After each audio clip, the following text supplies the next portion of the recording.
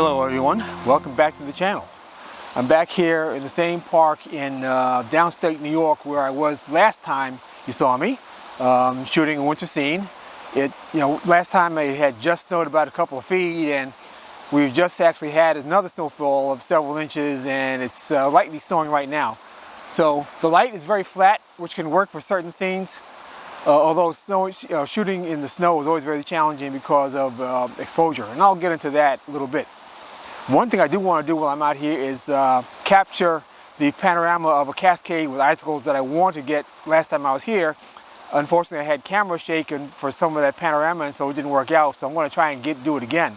But before that, I've come across another little scene right over here to my left that I think is going to lead itself to a couple of interesting images also. So let me get set up, and then I'll show you what I'm looking at. So I'm set up here on a little bridge that overruns the creek that runs into Stony Brook. There's an interesting little cascade scene here with icicles on it. Some bulbous-shaped icicles, actually. It's interesting because we have quite a bit of snow melt, and so the water level is definitely much higher than it was the last time I was here back in the spring. I am going to use, I already have on here a polarizing filter, because I want to cut down on glare and also try to reveal some of the details in the stones that are under the water.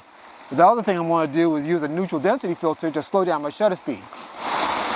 So right now I'm at f9 with my 24-70 lens on here at ISO 200 and 1/30th of a second. That's my base exposure.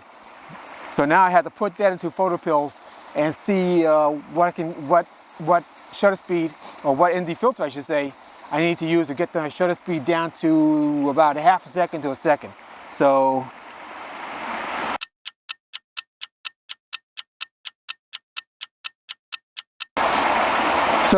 I'm a little bit in between ND filters here. It looks like I'm going to have to use a 6-stop filter and change my f-stop to f6.3 to get a 1-second exposure. So I'll try that, and then if I if I change my ISO to 400, all right, that gives me a half a second. So ISO 400, that should work. ISO 400, f6.3, 6-stop filter. Let me set that up now. All right, so my ultimate exposure right now is f6.3, ISO 400, 1 second. And I'm going to take a few variations. In fact, I'll probably bracket this.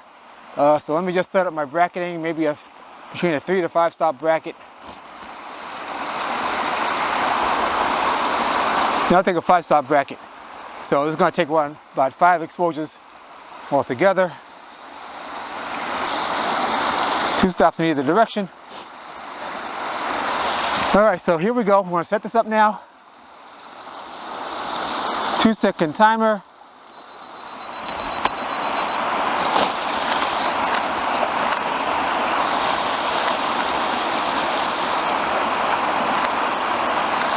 And what I may wind up doing is blending a couple of these, because I want to get some detail in the water. So I may take one of the exposures with a faster shutter speed and blend that with the one that has like a 1-second exposure. And I'm also going to do this vertically. So final results, and maybe a couple of final results, you'll see right after this.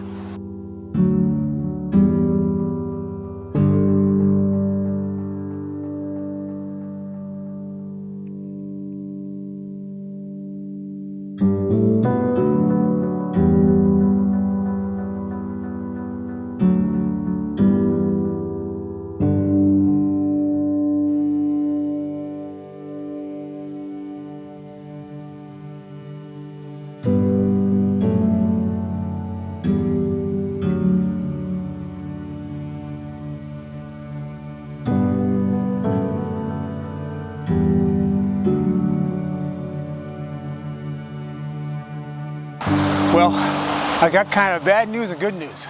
Bad news is that the composition I was looking for doesn't currently exist because the water level is so high that it overran the icicles, and basically there's no icicles and hardly any rock because the water is just so high. However, just a little bit further upstream, I've got a very interesting composition because of the fact that the water is so high. It's really raised the level of the cascades much more than they usually are here. I'm going to spin you around just to let you see what I'm looking at.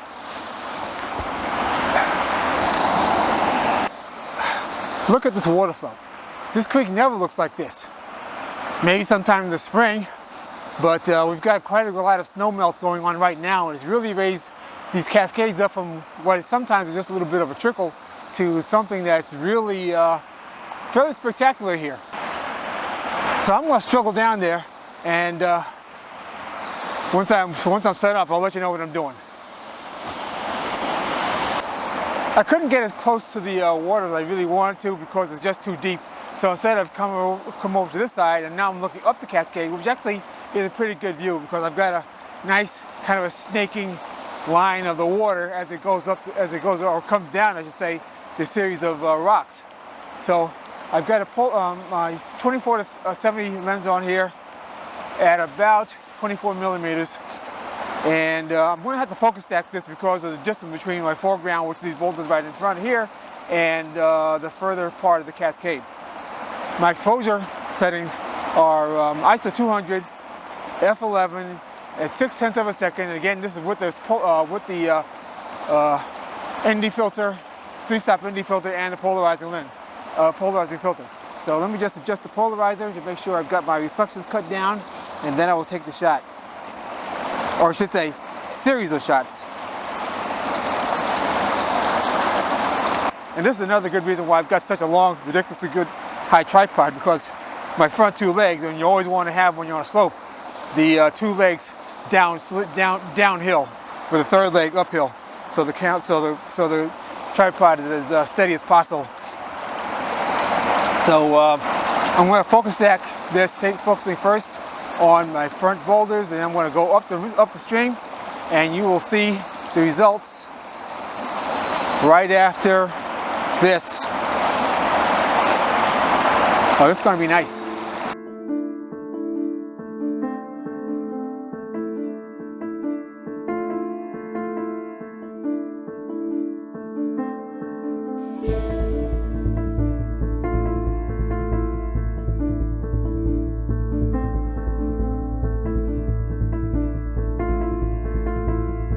I found my last composition for the day. I'm a bit upstream from where I was before, and while I'm near the water, it's not the main cascade. It's kind of like a side brook along here, and I've basically found a kind of a still pool with some interesting reflections. Basically, I'm looking at a broken tree, two other trees kind of forking up, and then these two other, the reflections of those two trees kind of crisscross right where there's a stone with some snow on it, and then you have a branch over here. So I'm going to set you up behind my shooting camera and then walk you through the composition. So here's my composition. I've set up with a vertical orientation on my 24 to 70 lens, and I've got an ND filter, a 6-stop ND filter, and also a polarizer. I'm going to be using the polarizer to kind of control the reflections, because my composition involves well, actually mainly it's this dead tree here, the other tree that's crossing over this way, this one that's crossing over this way, and where the reflections meet is right where there's a stone with snow on it. So I've got, so basically you can see it's almost kind of like a double leading lines that kind of that bring you right up to down and down to up, and then I've got this trunk in the middle, this tree trunk in the middle. So I'm going to do a couple of things. First, I'm going to have to focus that because of the distance between the front element and the rear element, and also I want to be able to get everything sharp in one image. But the second thing I want to do is do some exposure stacking beside the focus stack. What do I mean by exposure stack? Well, you see, I want to be able to see the reflections, but there's also, if I turn my polarizing filter around a little bit so that the reflections are dark, you'll see there's some interesting rocks underneath the water. So I want to be able to show both the reflections and the rocks. And the only way to do that is to be able to take two sets of exposures and merge them together. And that's what I'm going to wind up doing in post. So now I've turned the screen back down. Hopefully you can still see somewhat. But my settings right now are f9 at 5 seconds, ISO 400. I'm going to take my first image focused on the front trunk right there.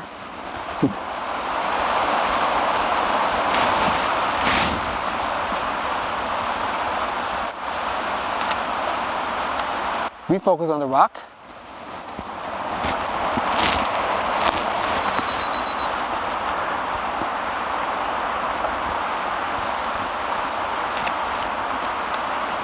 And third image is going to be focused on the trees.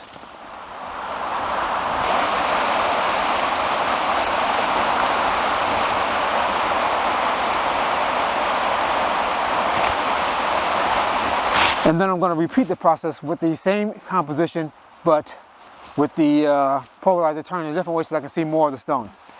And then put them together and we'll see what we get.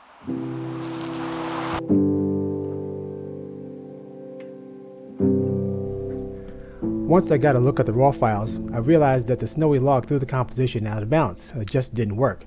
So after all the blending, I cropped the final image to a square, leaving a hint of the log to bounce the snowy top half of the photo. I think this result is much more pleasing than my original idea.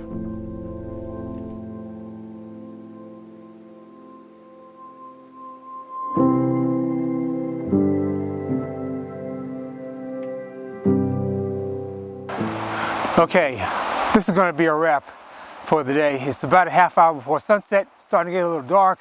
The snow is starting up again.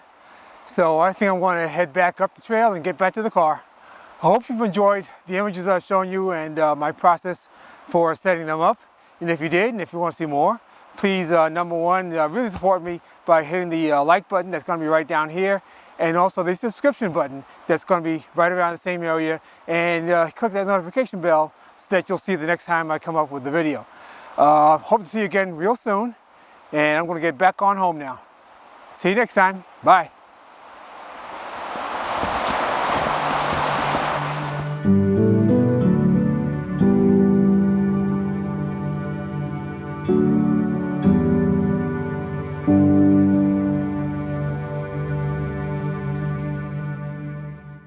So I've got a few hours before sunset, and with a cloudy day like this and the slight snow still coming down, the light should stay consistent for a little while longer. Ugh, runny nose. So now my next thing to do is to try to figure out what neutral. Sorry.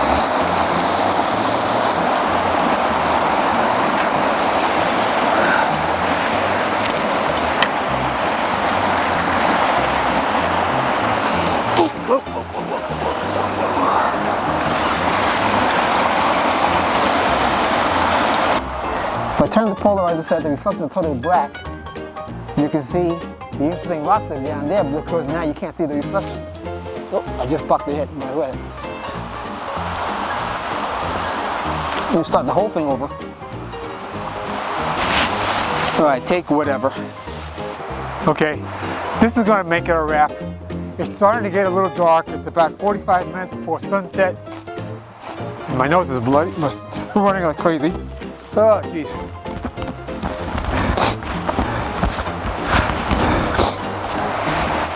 People are going to think I have a coke habit.